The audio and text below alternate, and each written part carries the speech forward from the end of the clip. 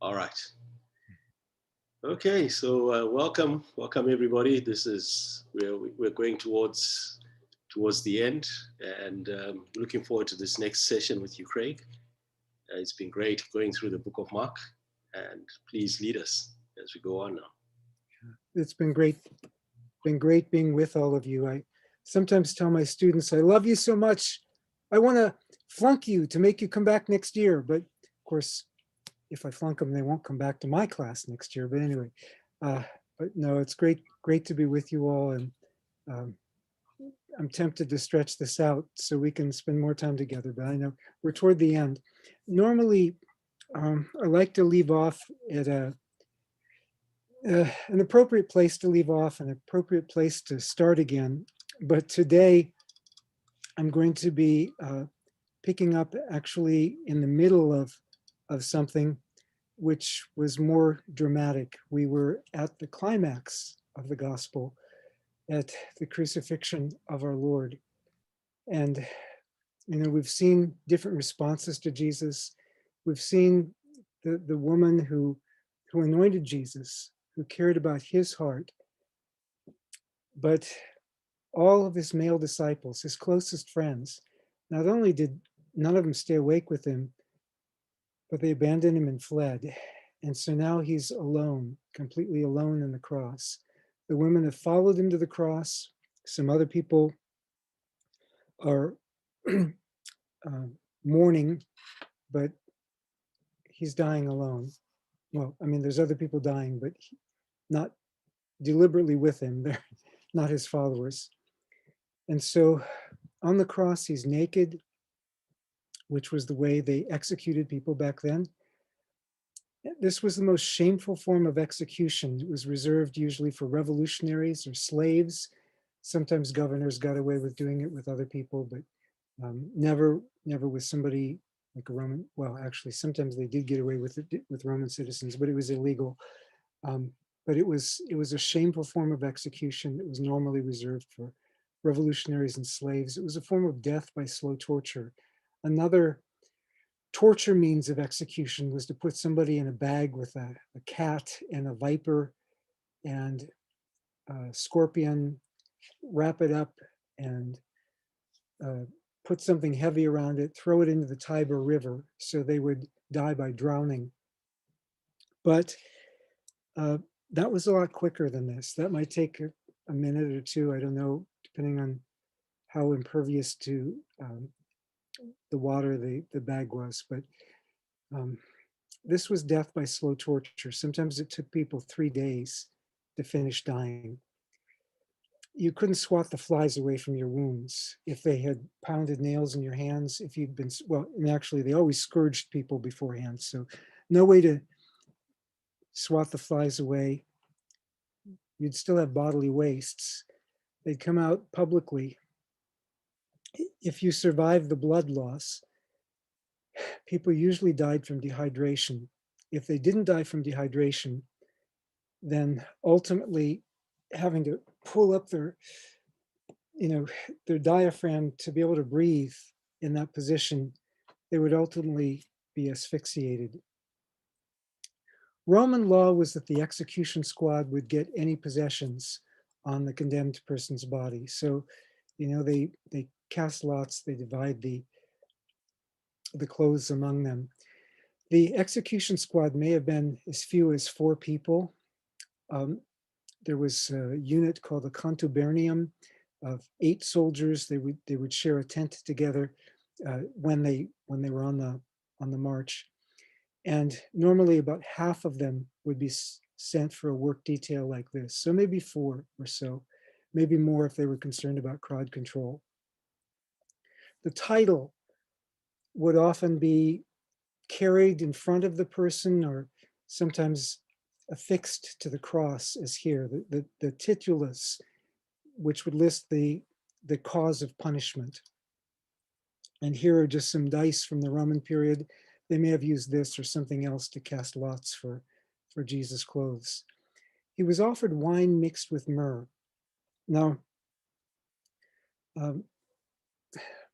myrrh in wine was supposed to well, there's different opinions about how it tastes, but some think that it was used as a narcotic. Not all the scholars agree on that, but in any case, we know that the wine, at least, could be used to dull pain or to deaden pain. In fact, I was visiting a Reformed synagogue years ago that I used to often visit, and during the Oneg Shabbat afterwards, when they would pass around a little bit of wine for people to drink, it was just a little tiny glass. But anyway, um, one of the older men leaned over to me and said, "You know why there's so few Jewish alcoholics?" Well, because it's circumcision at 8 days. When we get ready to circumcise the baby, the male baby, we put a little drop of wine on his tongue to deaden the pain. And the baby thinks, "Phew, if this is what happened the first time they put a drop of wine, I'm staying away from that stuff." But anyway, um, they offered him some wine, which could have deadened his pain. And yet Jesus chose not to drink it because our Lord came to embrace our pain, and he chose to embrace it in the full. So for the very disciples who abandoned him, denied him, and even betrayed him, Jesus chose to embrace our pain to the full. Now, there were other mockers, and their language in Matthew's gospel, it gives us a little bit of a fuller account. In Matthew's gospel, the other mockers repeat Satan's temptation, especially his final temptation, and it echoes words from a very widely circulated ancient Jewish book called Wisdom of Solomon, not written by Solomon, but a widely circulated book. It's in the Apocrypha. "For if the righteous man is the son of God, God will help him." And this was what the wicked were saying. Well, that's what they were saying to Jesus as he was hanging on the cross. "Oh, you're supposed to be the son of God. Let God help you if you're really God's son." Also, what we find, in not just in Matthew, but we find that the mockers would say, "He can't save him. Let him save himself. He says he can save others." But they were right that he couldn't save himself if he was going to save others. They offered him allegiance if he would just forsake the Father's way of getting the kingship, the kingdom. But the Father's way was through the cross.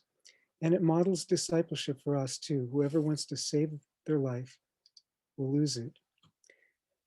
And we come to Mark 15:34, to Jesus' cry on the cross. Back in chapter 14, around verse 34, also he prayed the Psalms, or language related to the Psalms. But here, it's a direct quote from Psalm 22:1. He's quoting scripture to the last, and he's alone to the last. He feels forsaken even by his own heavenly Father, not just by all his disciples, but even by his Father.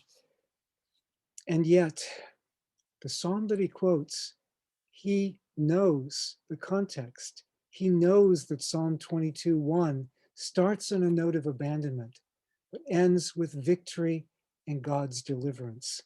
And so this prayer, he pours out his heart, but it's also a prayer of faith in the God who in the end will not abandon him. Now, when he cries out, Eli, well, closer, Eli, Eli, lama sabachthani, if he prayed it in Hebrew, Mark records it in Aramaic, but if he prayed it in Hebrew, which is closer to Matthew's version, makes even more sense why some of the people who didn't recognize the scripture thought he was calling for Elijah. Eli, my God, sounds a little bit like Eliyahu, Elijah. And there was a tradition, Jewish tradition, that Elijah delivered rabbis in distress. And the mockers, it just shows they don't recognize the scripture. But it shows their folly. And the irony of it is, Elijah had already come, and Elijah couldn't help him because Elijah John the Baptist was his forerunner in martyrdom. Well, there are signs at Jesus' death. And Mark emphasizes these less than Matthew, but signs were expected sometimes at the death of the righteous. Later rabbis talk about that and so on. But Mark, he's going to emphasize more God's presence in hidden ways. So he's not going to recount as many of the signs, but he has some of them too. Darkness, which was a plague in Exodus. Also, it's an end time sign of judgment. Darkness at noon, which is when it starts. Also in Amos chapter 8, verse 9, I think, somewhere around there. The irony is, though, that the only one, despite these signs, the only one who confesses Jesus' identity at this point is going to be the Gentile centurion. Well, in 1538, and again, Medine, don't worry, I'm not going to do it literally, but the veil of the temple was rent. I think in an earlier Bible study, I showed you how rent one of my sweaters already was, and Medine got me this new sweater, which I wouldn't have asked for, but hey, it's not rent, but I'm not going to rent it now just to show you. But the veil is rent.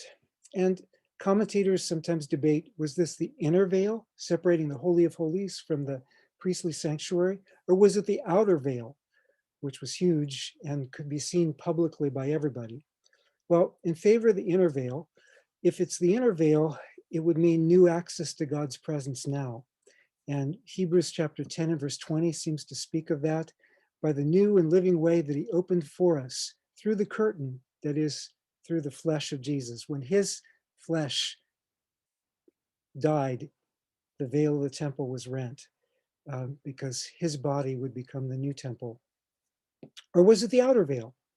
God's departure from the temple, like in Ezekiel, where the Shekinah, the presence of God, gradually moves out from one place to another and departs from the temple, departs to the Mount of Olives, and then departs further.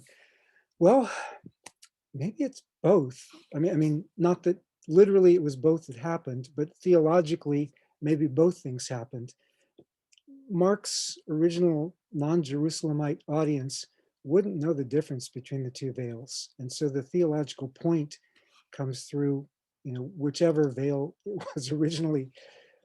And Mark uses this language of the same Greek word, he uses it one other time in his gospel. And that's when Jesus is coming up out of the water. He saw the heavens torn open, same Greek term, and the Spirit descending like a dove on him. So that in this glorious revelation from heaven, well, now in Jesus' death, we have another revelation, and not from God's house in heaven, so to speak, but his house of the temple as the Spirit of the Lord is departing from there. You also have, not in the same words, but when the high priest tears his garment at Jesus' revelation of his identity. Well, this is the climactic sign regarding the temple. We have Jesus talking about the temple a lot from chapters 11 forward as his passion is moving forward. He was teaching and saying, my house shall be called a house of prayer for all the nations, but you have made it a robber's den. And then in chapter 13 and verse 2, talks about not one stone being left on another. Chapter 13 and verse 14, he talks about the desolating sacrilege in the holy place. And then in 1458, the false accusation against him is that he claimed that he would destroy the temple that is made with hands. And 3 days later, he'll build another not made with hands. The irony is, it was his accusers, it was his enemies who would destroy the temple. They would destroy his body. It would be raised in 3 days. But by destroying his body, by killing him, they were also pronouncing judgment. They were rejecting the Messiah and the one who Malachi said would come to purify the temple. And Malachi also said, if it doesn't get purified, if it's rejected, then God will smite the land with a curse. So in 1529, they're still mocking him. Those who passed by derided him, shaking their heads and saying, "Aha, you who would destroy the temple and build it in 3 days." And then the veil of the temple is rent when he died, because they had rejected the one who could have saved the temple. Well, the next verse, the Roman centurion, he may be ethnically Syrian. A lot of the recruits in this region were from Syria, but he stands for Rome. He's a recruit for Rome. He confesses, truly, this is God's son. Now, so far in the gospel, the only ones who've confessed believing that Jesus is God's son have been God, the Father, my beloved Son, chapter 1 and verse 11, chapter 9 and verse 7, and some demons who didn't have saving faith for sure, but they recognized he was God's son in chapter 3 and verse 11 and 5 and verse 7. The high priest mocked the idea. The first human being to confess Jesus as God's son in Mark. Now, I know in the other gospels, it's in a little bit different sequence. So, but we're talking about what Mark wants to emphasize, what he wants to highlight here. The first human being to confess Jesus as God's son in Mark's gospel is not a disciple. It's not even a Jew. It's not even a Jewish loving Gentile, but it's a Gentile assigned to lead the squad that's going to execute Jesus. We don't know if he was actually part of the group that was mocking Jesus as King of the Jews, but this is one of his executioners. It says he was standing by, which elsewhere when Mark uses the same Greek term, it's the epitome of an otherwise minor character. It's a bystander, literally. Well, how did he recognize Jesus as God's son? He wouldn't see the temple veil being rent. For one thing, from the position of where Golgotha was, you couldn't see back to the temple. And he also wouldn't see it, even if it's the outer veil, because it says that he was facing Jesus. You know, his back would be toward the walls of Jerusalem and where the temple would be. He didn't recognize Jesus as God's son from all the healings or deliverances or other signs that we also see in Mark's gospel, and people praise what God is doing through Jesus, but nobody says you're God's son for that. But it says he recognized him as God's son when he saw how he breathed out his life. Again, it could take 3 days to die from crucifixion on the cross. Jesus died quickly. He died when he chose. As he said, no one takes my life from me, I lay it down. That's John. And we have a loud cry, both, my God, why have you forsaken me, in verse 34, and again in verse 37. He cried out with a loud cry, and then he died. You know, normally somebody who's having to lift up their diaphragm on the cross, their last breath is going to be a gasp. But Jesus cries out with a loud cry. John tells us it's actually a cry of triumph. It is finished. Mark isn't going to go there because he wants to emphasize, he wants us to catch all the suffering involved in the cross. But this soldier, this non-Jew, perhaps anti-Jew, recognized this Jew, Jesus, as God's son, not despite, but in the cross. God's son, the gift of his son, the true king, manifested his authority as a servant, and ultimately by laying down his life for us. He didn't count equality with God a thing to be grasped, but humbled himself, took on him the form of a servant, humbled himself and became obedient even to the point of death. Well, what would this Gentile mean by Son of God? You know, where would he hear such language? Remember the mockers. They're saying, oh, you're supposed to be the king of Israel. And Matthew tells us they were also saying, if you're the Son of God.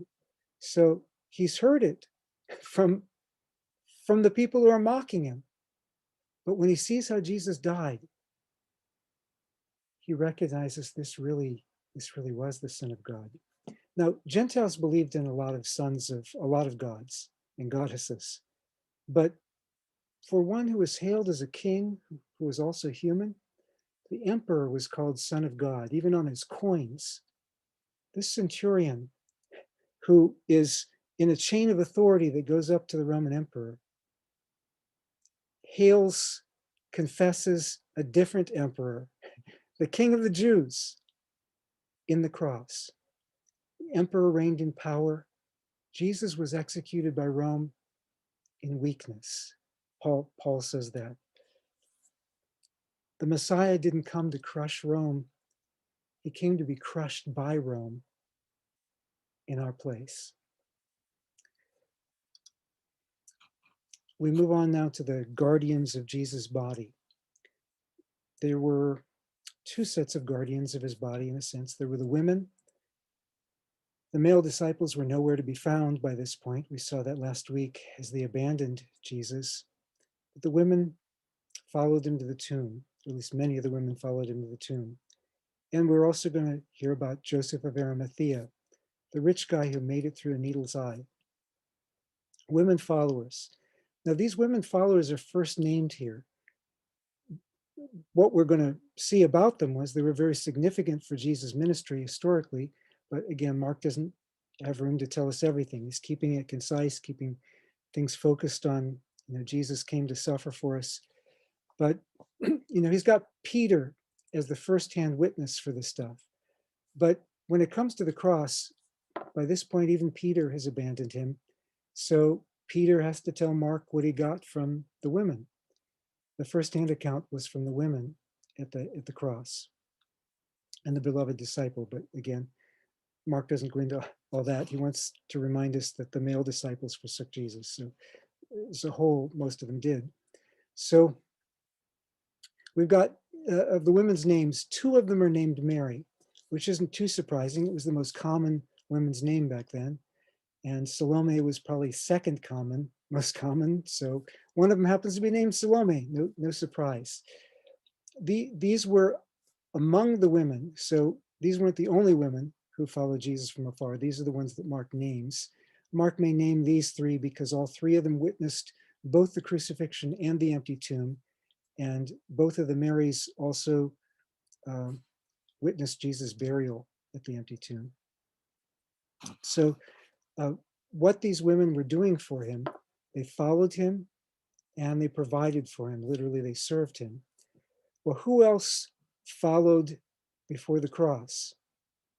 Well, James and John, Simon and Andrew followed Jesus. They left their nets and followed him. They're speaking of Simon and Andrew in 1:18. 2:14, he saw Levi, the son of Alphaeus, sitting at the tax booth, said, "Follow me." He got up and followed him. We also have the crowds following Jesus from Galilee. Chapter 8 and verse 34, "If any want to be my followers, let them deny themselves, take up their cross, and follow me." And of course, nobody took up the cross to follow him, but at least these followers followed him to the cross. Now, we also have some failures in following in Mark's gospel. Mark 9:38, John says, "Teacher, we saw somebody casting out demons in your name. We tried to stop him because he wasn't following us." Oops, that's the wrong idea of following. It's not about us. It's about following Jesus. And then in 10:21, he invites a rich man to follow him. And the guy won't do it because he has to give up everything to follow Jesus. Here we're going to learn about a different rich man who is going to provide for Jesus in his death. But here these women provided for Jesus. They served him. Diakoneo can mean different things, but in this context, presumably means they provided for him financially out of their resources. But who else served in this gospel? You look for the verb elsewhere, the same Greek verb elsewhere in the gospel. Angels served. So it's not a low thing to serve. But then also Simon's mother-in-law served Jesus and the men who were gathered.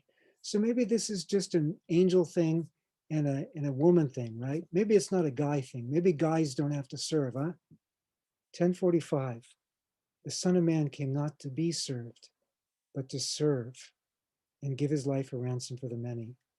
And so here he's giving his life for those who've served and for those who haven't served.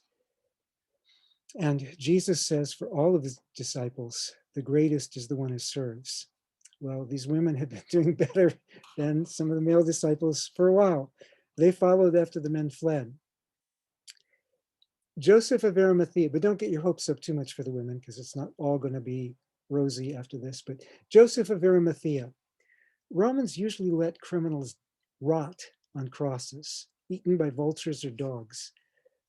But Judaism demanded burial. In fact, it was in the Torah, Deuteronomy 21. You have to bury them.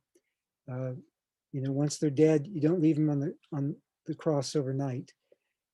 So Romans sometimes granted bodies to family members, and they might, grant the body, especially in Judea because of Jewish sensitivities.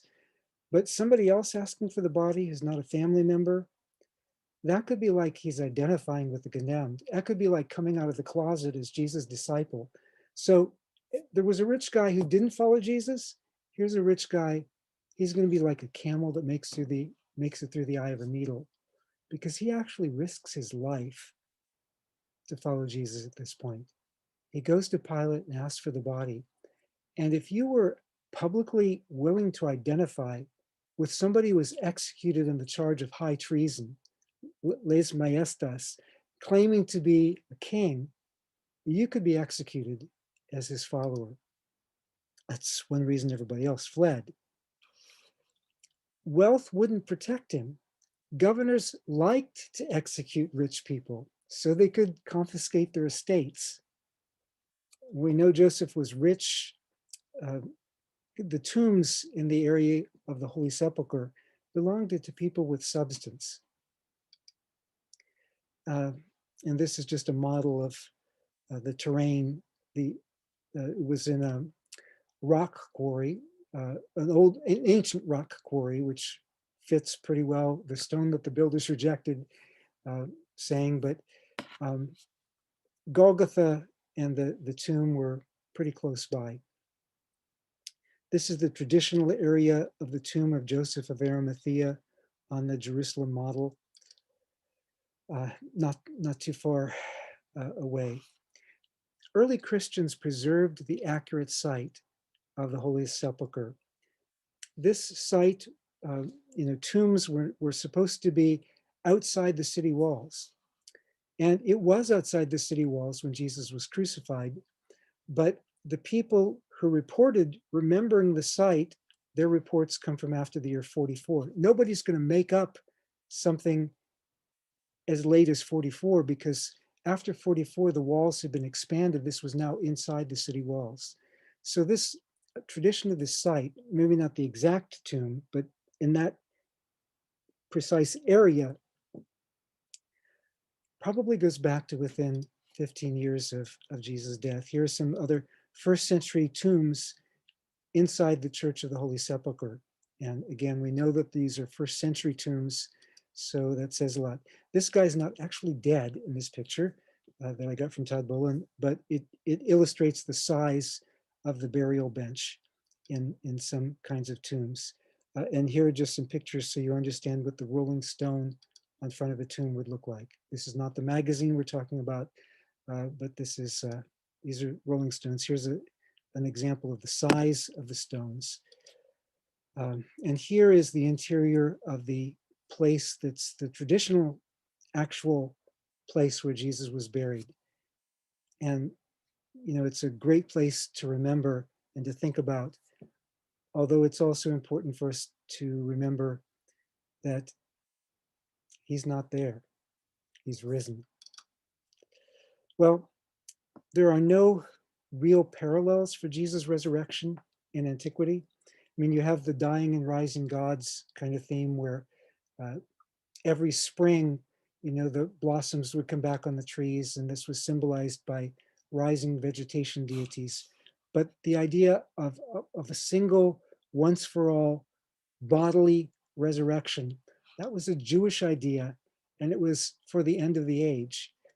Jesus fulfills that Jewish idea in advance for the rest of us. It's why Paul speaks of him as being the first fruits from the dead.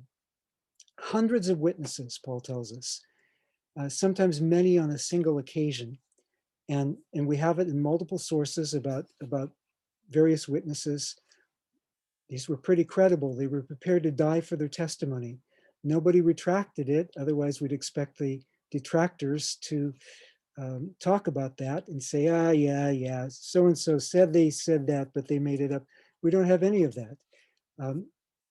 And women as the first witnesses, that wasn't something the early church would have made up because, well, the witness of a woman was not regarded so highly in Jewish tradition or in Roman law, for that matter. And also, the church debated about a lot of different things, but Jesus' resurrection was unanimous from the beginning. Well, the women show up in early in the morning on the first day. And so the sun is about to strike me here at a different time of the day here. But they came early to anoint Jesus' body, but it was already taken care of because Mary of Bethany, we know that from John, not from Mark, but she had already anointed Jesus' body in advance for his burial. Well, you're looking for Jesus of Nazareth. This Greek word is used elsewhere in the gospel, not usually in a favorable way. Everybody was looking for Jesus. That's not necessarily bad, but his mother and brothers came looking for him. That wasn't really a good thing because they were trying to take him away because they thought he was nuts. And then the Pharisees come seeking a sign from heaven. And then in recent chapters, people were seeking Jesus to kill him. But they come seeking the body of Jesus. Their intention is good, but he's not there. He's risen. And so these women are commissioned to tell. They're the first people commissioned to spread the good news after the resurrection. Go tell his disciples and Peter. I love that second chapter of Acts song, but it's taken from this. Go tell his disciples and Peter that he's going ahead of you to Galilee. You will see him, just as he told you. Well, the disciples and Peter are reinstated. The women are going to carry this message. So they have a message not only about Jesus is risen, but they also have a message to Peter and the disciples for their calling. Go tell. That's the same wording he used back in chapter 5 and verse 19, where the guy who was cured, delivered from the legion of demons, go home to your friends and tell them how much the Lord has done for you. But it contrasts with the usual command in Mark. Usually in Mark, it's don't tell, keep it a secret. And yet, there was a limitation on that. Don't tell anybody what you've seen until after the Son of Man has risen from the dead. Well, now he's risen from the dead. No more secret. I mean, there is a secret that there's still God's mysteries in a way, but we're to tell. And people who have ears to hear get to hear more than the kingdom is coming. We can say the king has come and is yet to come. The women are the new heroes, right? Now you can tell. And so what do? They don't. Just like the people who told when they weren't supposed to, they don't tell when they are supposed to. The men fled instead of following to the cross. But the women followed to the cross and the empty tomb. They're now commissioned as proclaimers to the male disciples. Earlier in the gospel, Jesus says, don't tell anybody, people tell anyway. Now somebody's told to tell. And it says, they went and fled from the tomb, for terror and amazement had seized them, and they said nothing to anybody, for they were scared. Jesus is this story's only real hero. Even the women, well, they did better than the men, but Jesus is the only real hero. They fled, just like the guys. All of them deserted Jesus and fled. Afraid. That's how the gospel ends. It's in Greek, it's the next to the last word, but it's like the last really super significant word here. People were afraid when Jesus did things early in the gospel, and sometimes it's contrasted with faith. Well, they fled because they were afraid. Now, we know that that's not exactly completely where everything ends, because, Matthew, okay, they go, and then Jesus himself meets them. Well, they end up fulfilling their commission. But what happened? If the women never told anybody, how would we find out about their experience? Even if Jesus appeared to other people, obviously they did tell somewhere down the road. And that's, you can figure that out from Mark as well. Also, Jesus' prophecies always come true. And so far in the gospel, anyway, and he had said, after I'm raised up, I'll go before you into Galilee. So, he is going to meet with his disciples in Galilee. They are going to convey the message to the male disciples. And other gospels all say that women did recover and share the message, and they report the resurrection appearances. Paul reports these before Mark. So we know these things happened. It was even a basic part of the gospel message that the appearances happened to a lot of people. But Mark is telling the beginning of the gospel, the beginning of the good news. So he's writing to people who know Jesus is risen, know about the appearances. His Christian audience knew about that. But he can end where he wants to. I mean, nobody'd written the gospel before Mark, so nobody told Mark, well, you have to end with the resurrection appearance because that's the way you end the gospel. He was the first one, so far as we know, the first one to write a gospel. Later, you get to the 2nd century and people add verses 9 through 20 to Mark's gospel because they know from the other gospels, oh, if it's a gospel, you're supposed to end with resurrection appearances. So they end that way. But Mark, he doesn't have to do it. But why does he end with, they went their way and told nobody because they were scared? Why would you end with a shock for an ending like that? What kind of conclusion is that? Mark recounts Jesus' invitations throughout the gospel to ponder his riddles. The mystery of the kingdom is for those who press deep. And Mark ends with a riddle, inviting us to contemplate, what if the women had stopped there? What if they'd never spread the good news? And now we know the good news. What are we going to do with it? Whoever has ears to hear, let them hear.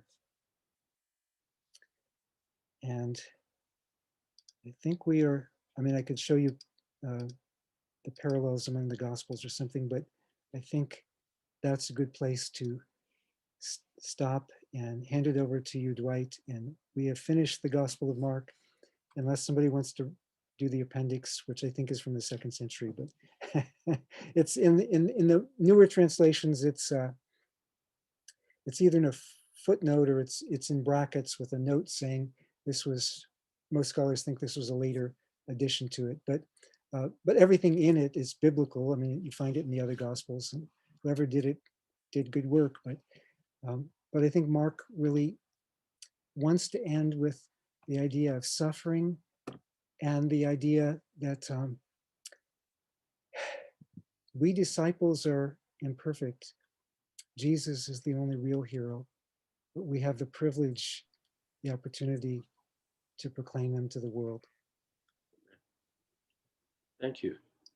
Thanks, Craig. Maybe there's some questions that are in the chat. We'll start with those immediately. There's one, I just put that one up. Can you comment about the 3 hours of darkness? It's there in the book of Mark, from the 6th hour to the 9th hour. Was it the sun bowing down? Was it because of a density of evil forces? I've heard all kinds of interpretations on that. I don't know if you want to comment on that.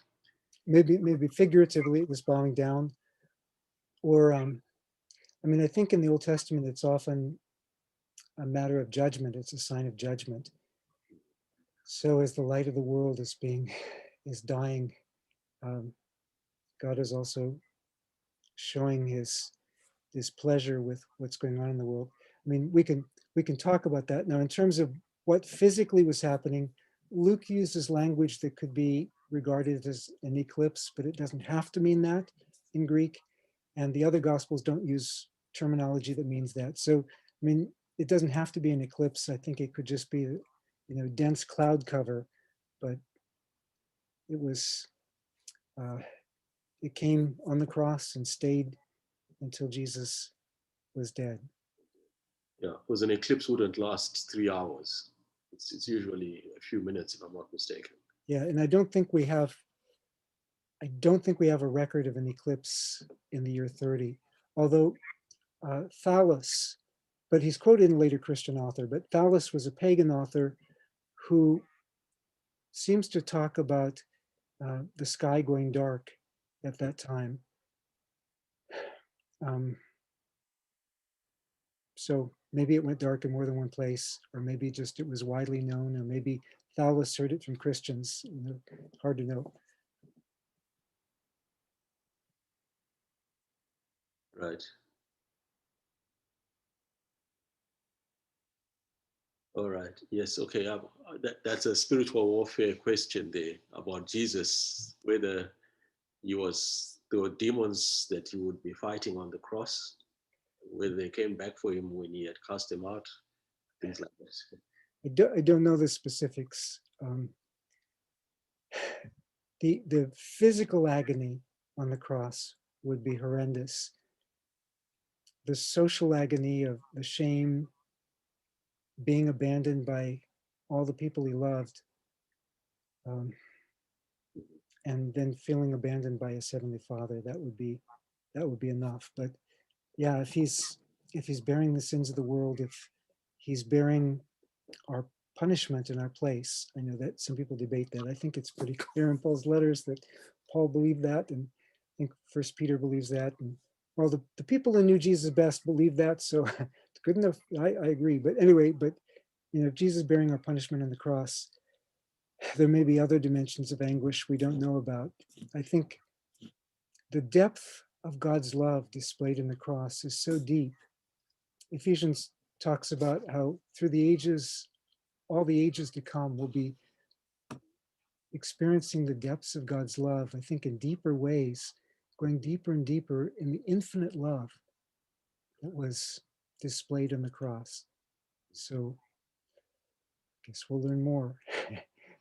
But now we can say this was an infinite sacrifice because it was the sacrifice of someone of infinite worth who was around before the world was, who'll be around forever. He didn't have to, except compelled by love for us, his creatures. He chose to embrace the cross. I maybe mentioned it last week. I think it was Michael Card's song that they didn't need to nail him. His love would have held him there.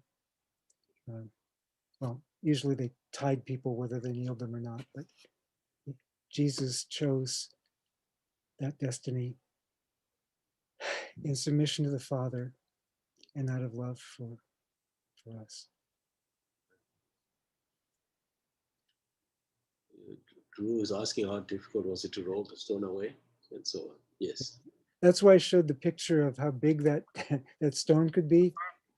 It would probably take a few people to roll the stone away. I mean, they did have a groove, so it wasn't like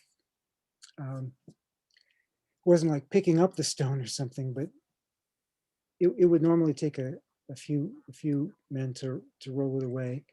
That's why the women, like, who's going to roll away the stone? They what could they do? I mean, there was no way they could roll it themselves, but I guess they figured they'd have to try if there was nobody else there. But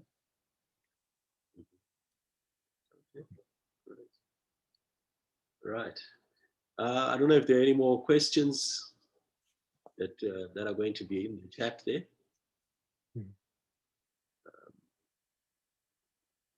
Right. Yeah. I actually don't have any more questions, Craig, for the moment. But yeah, just been really enjoying these sessions with you. Thank you very much. I've been enjoying this too. very Yeah. much. I'll miss you guys. Yeah. All right. We'll give it a few more minutes. Yeah. I think we're going to be closing a bit early today. Yeah. We thankful. And yeah, we finished the book of Mark. And we finish at verse 8. Thank you. Yeah, that's actually a very Yeah, if I did 9 through 20, that would be all right, because again, it's all biblical, but it's not really part of what Mark's message was. Mark really, it's boom, boom, boom, very concise, mhm. very cruciform, very, very focused on the cross and our weakness and how he came to us in our weakness and redeemed us. Um, sharing our vulnerability, but succeeding even though we all failed. Praised be the Lord.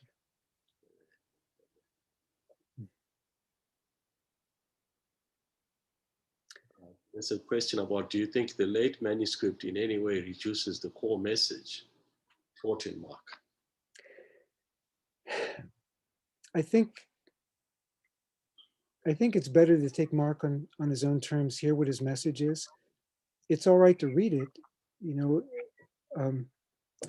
Again, pretty much everything in there is in the other Gospels or the Book of Acts. I should have mentioned also Acts, but I think it can distract us from the focus of Mark.